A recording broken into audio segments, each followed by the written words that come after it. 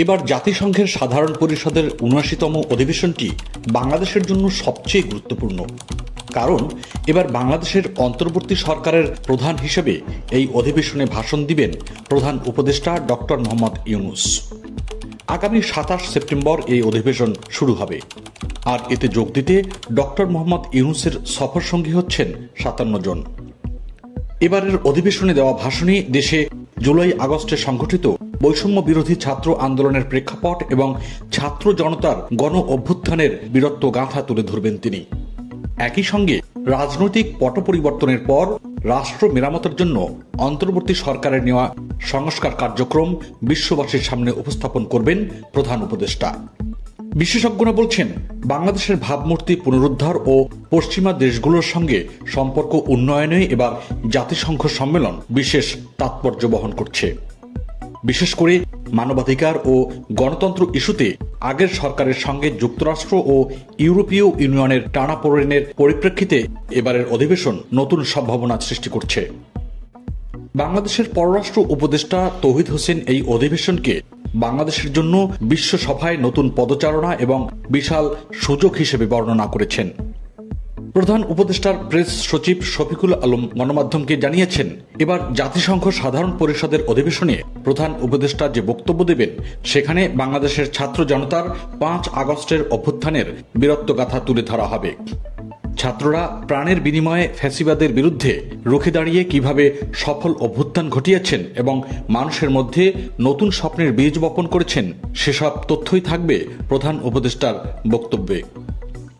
এছাড়া বাংলাদেশের দ্বিতীয় বিজয়ের নতুন যাত্রায় গণতান্ত্রিক মূল্যবোধ ও সুশাসন এবং অর্থনৈতিকভাবে সমৃদ্ধ বাংলাদেশ গড়ে তুলতে অন্তর্বর্তী সরকার নির্বাচন ব্যবস্থা সহ অন্যান্য ক্ষেত্রে যেসব সংস্কার কর্মসূচি হাতে নিয়েছে, ডক্টর ইউনূসের বক্তব্যে তুলে ধরা হবে সেসবও।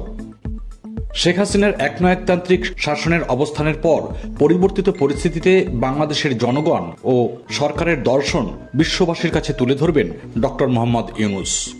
নিজেদের গর্বিত ও মর্যাদাশীল জনগণ হিসেবে বিশ্ব পরিমণ্ডলে বাংলাদেশ কিভাবে নিজেদের তুলে ধরবে, সেটিই আন্তর্জাতিক সম্প্রদায়কে জানাবেন তিনি। শফিকুল আলম আরও বলেন, নিজেদের গর্বিত ও মর্যাদাশীল জনগণ হিসেবে বিশ্ব পরিমণ্ডলে বাংলাদেশ কিভাবে নিজেদের তুলে ধরবে, সেটি আন্তর্জাতিক সম্প্রদায়কে জানাবেন তিনি। শফিকুল আলম আরও বলেন, ভবিষ্যতের বাংলাদেশ নিয়ে দেশের ছাত্র জনতার আশা আকাঙ্ক্ষার কথা উল্লেখ করে প্রধান উপদেষ্টা ভূ রাজনীতির ঊর্ধ্বে উঠে আন্তর্জাতিক সম্প্রদায়কে বাংলাদেশের সঙ্গে যুক্ত হতে উদাত্ত আহ্বান জানাবেন। এদিকে ডক্টর মোহাম্মদ ইউনূসের অধিবেশনে ভারতের প্রধানমন্ত্রী নরেন্দ্র মোদীর সঙ্গে বৈঠকের আলোচনার কথা হলেও শেষমেশ তা হচ্ছে না। তবে বৈঠক হবে ভারতের পররাষ্ট্রমন্ত্রী এস জয়শঙ্করের সঙ্গে। পররাষ্ট্র উপদেষ্টা তৌহিদ হোসেন জানান, ভারতের সঙ্গে সম্পর্কের টানাপোড়েন দূর করতে কার্যকর সম্পর্ক ধরে রাখার চেষ্টা করা হবে। রাজনৈতিক বিশ্লেষক হুমায়ুন কবির বলছেন, প্রতিবেশী যেহেতু পরিবর্তন করা যায় না, অনেক দ্বিপাক্ষিক বিষয় আছে যেগুলো নিয়ে আলাপ আলোচনা হতেই হবে। ভারতেরও কোনো বিকল্প পথ নেই, তেমনি আমাদেরও কোনো বিকল্প নেই। তাই পারস্পরিক নির্ভরশীলতা এবং বেশ অনেক জায়গায় দুদিকের স্বার্থের বিষয় রয়েছে। সেসব কারণেই ভারতের সঙ্গে একটা ভালো সম্পর্কের জায়গা ধরে রাখতে আলাপ আলোচনা করতে হবে বলে মনে করেন তিনি। ছাত্র জনতার তীব্র আন্দোলনের মুখে গত ৫ আগস্ট সাবেক প্রধানমন্ত্রী শেখ হাসিনা পদত্যাগ করে ভারতে চলে যান। এরপর নোবেল বিজয়ী ডক্টর মোহাম্মদ ইউনূসকে অন্তর্বর্তী সরকারের প্রধান উপদেষ্টা হওয়ার প্রস্তাব দেওয়া হলে তিনি রাজি হন। ৮ আগস্ট তিনি এই দায়িত্বভার গ্রহণ করেন। আর সেই সরকার প্রধান হিসেবে এবার প্রথমবারের মতো বিদেশ সফরে যাচ্ছেন ডক্টর মোহাম্মদ ইউনূস।